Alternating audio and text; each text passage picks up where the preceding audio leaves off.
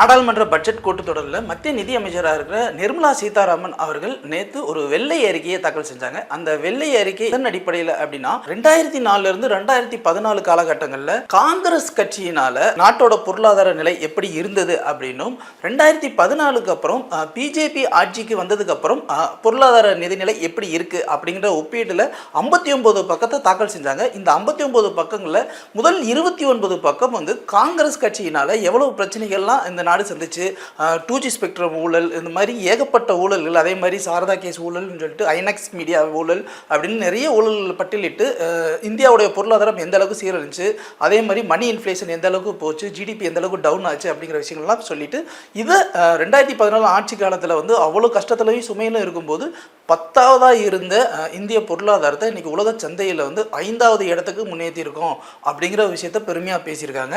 இது வந்து அரசியல் வட்டாரங்களை இப்போ வந்து ஒரு பேசு பொருளாகவே பேசிக்கிட்டு இருக்காங்க. முன்னாள் பிரதமர் மன்மோகன் சிங் உட்பட 68 மாநிலங்களவை உறுப்பினர்களோட எம்பி பதவிக்காலம் வர மே மாதம் முடிவடைய இருக்கிற நிலைமையில் பிரிவு உபச்சார விழா நேற்று நடத்தப்பட்டுச்சு.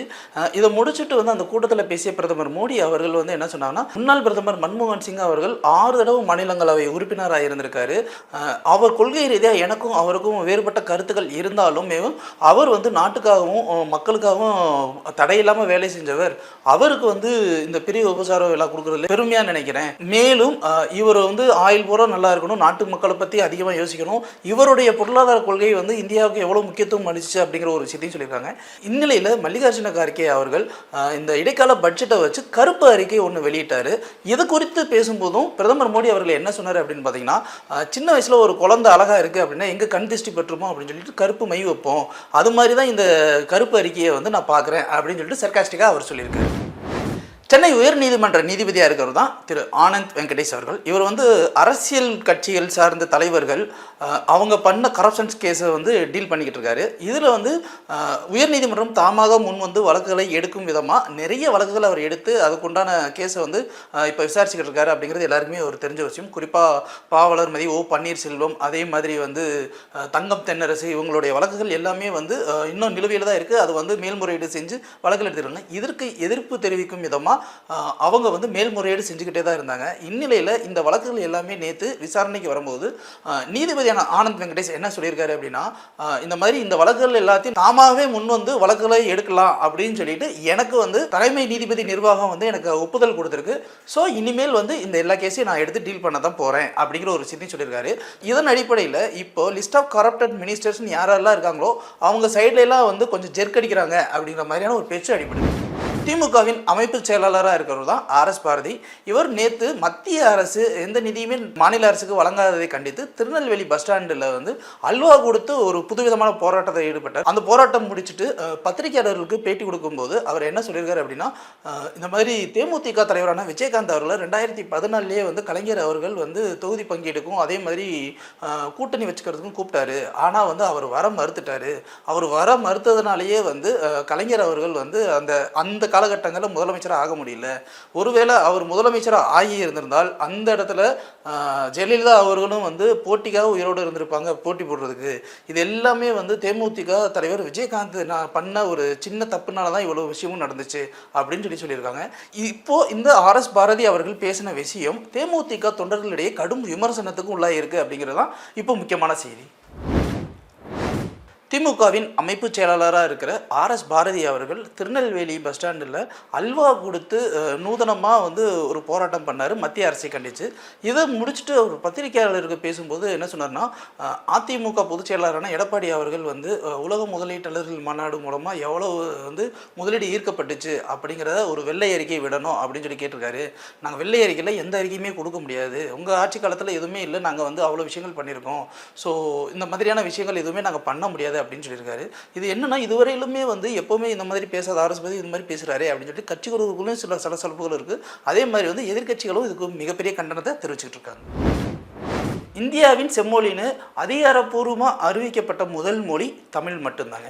இந்த தமிழ் மொழிக்கு இன்னும் வலிமை சேர்க்கும் விதமாக, பெருமை சேர்க்கும் விதமாக சென்னை நந்தம்பாக்கம் வர்த்தக மையத்தில் வந்து பன்னாட்டு கன்னித்தமிழ் 24வது மாநாடு வந்து ஆரம்பமாச்சு. இந்த மாநாட்டில் வந்து பல்வேறுபட்ட தலைவர்களும் பல்வேறு துறை சார்ந்த வல்லுநர்களும் இருக்காங்க. இவங்களுடைய முதல் நோக்கம் என்ன அப்படின்னு பார்த்தீங்கன்னா, ஒரு மொழி காலகட்டத்துக்கு ஏற்றாறு போல் அதுவே தகவமைச்சுக்கிறோம் அப்படிங்கிற அடிப்படையில் இப்போது சமீபத்திய டெக்னாலஜியான செயற்கை நுண்ணறிவுன்னு சொல்லக்கூடிய ஆர்டிஃபிஷியல் இன்டெலிஜென்ஸ் மூலமாக இந்த மொழியை இன்னும் எப்படி பண்ணிட்டு எப்படி அதை வந்து ஃபில்ஃபில் பண்ணி மக்களுக்கு கொண்டு சேர வைக்கிறது அப்படிங்கிறதான் இந்த பன்னாட்டு கன்னித்தமிழ் மாநாட்டின் முக்கியமான நோக்கமாக பேசப்படுது.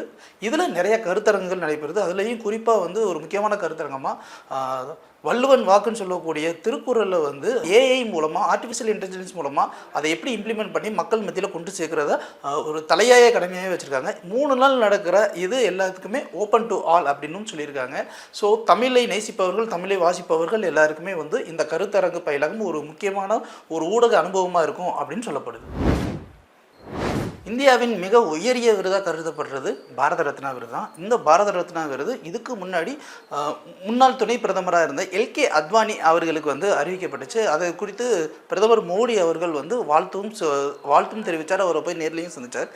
இந்நிலையில் திரு PV நரசிம்மராவ் அவர்களுக்கும் வந்து பாரத ரத்னா விருது வழங்க போகிறதா அறிவிப்பு வந்துடுது. கூடுதல் செய்தியாக இருக்குது. PV நரசிம்மராவ் அவர்கள் இந்தியாவின் பிரதமராக மட்டும் இல்லாமல் ஆந்திராவின் முதலமைச்சராகவும் இருந்திருக்காரு.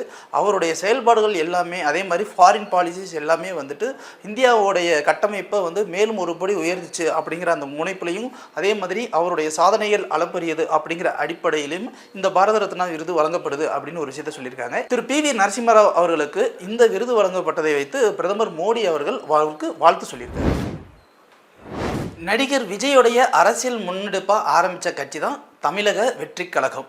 ஸோ தமிழக வெற்றி கழகம் TVK அப்படின்னு இருக்குது. இதே இடத்துல வந்து தமிழ்நாட்டில் தமிழக வாழ்வுரிமை கட்சி அப்படின்னு அதோடைய நிறுவனராக இருக்கிற வேல்முருகன் அவர்கள் வந்து எலெக்ஷன் கமிஷன் ஆஃப் இந்தியாவில் வந்து ஒரு லீகலாக ஒரு நோட்டீஸ் கொடுத்துருக்காரு. அது என்ன நோட்டீஸ் அப்படின்னா, அதாவது நடிகர் விஜய் வந்து ஒரு கட்சி ஆரம்பிச்சிருக்காரு. அந்த கட்சி வந்து தமிழக வெற்றி கழகம் அப்படின்னு இருக்குது. இது இங்கிலீஷில் ப்ரொனவுன்ஸ் பண்ணால் TVK அப்படின்ற மாதிரி இருக்குது.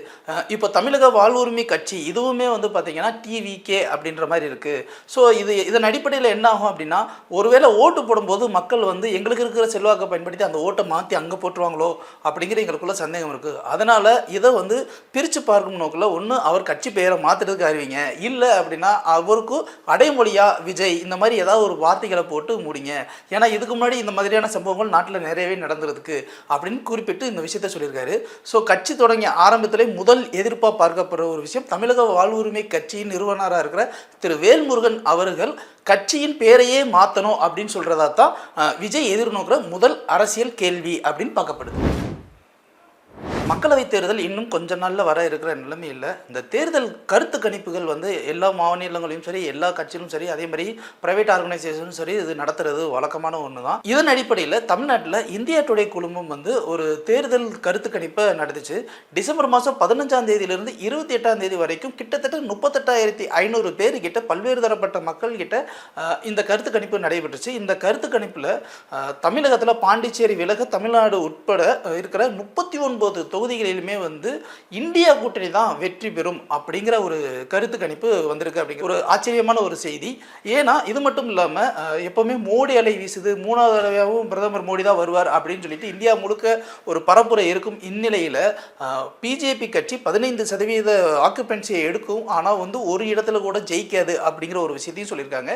மேலும் இந்தியா திமுக கூட்டணி 39 தொகுதிகளும் வெற்றி பெறும் அப்படிங்கிற ஒரு விஷயத்தையும் சொல்லியிருக்காங்க. இதன் அடிப்படையில் பிஜேபிக்கு இன்னமும் தென்னிந்தியாவில் மதிப்பு இல்லை அப்படிங்கிற ஒரு விஷயத்தை தான் முன்னிறுத்தி காட்டுது.